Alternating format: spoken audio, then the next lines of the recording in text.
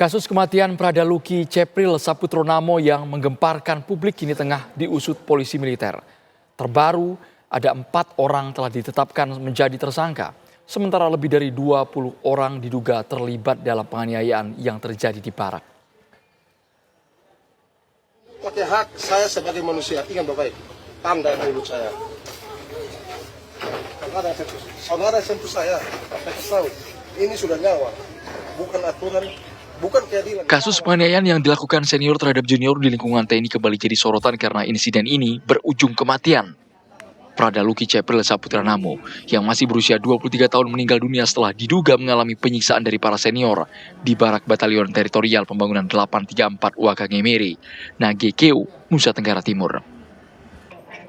Polisi militer Kodam 9 Udayana menetapkan 4 prajurit TNI sebagai tersangka dalam kasus kematian Prada Luki Cepril Saputronamo yang diduga tewas akibat dianiaya senior. Penahanan disampaikan Kepala Dinas Penerangan Angkatan Darat Kadis Penat Brigjen TNI Wahyu Yudayana. Keempat tersangka yakni Pratu AA, Pratu EDA, Pratu PNBS, dan Pratu ARR.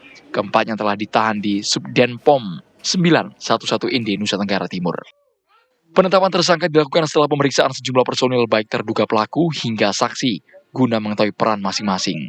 Selain 4 tersangka, diduga ada puluhan personil lain yang masih menjalani pemeriksaan lanjutan oleh penyidik Pomdam 9 Udayana dan menegaskan tidak menutup kemungkinan akan ada tersangka baru.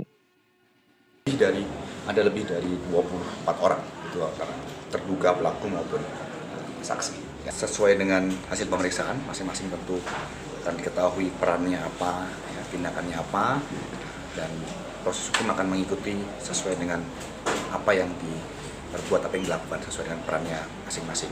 Pimpinan Angkatan Darat tidak pernah mentolerir semua kegiatan-kegiatan yang berakibat pada kerugian personil.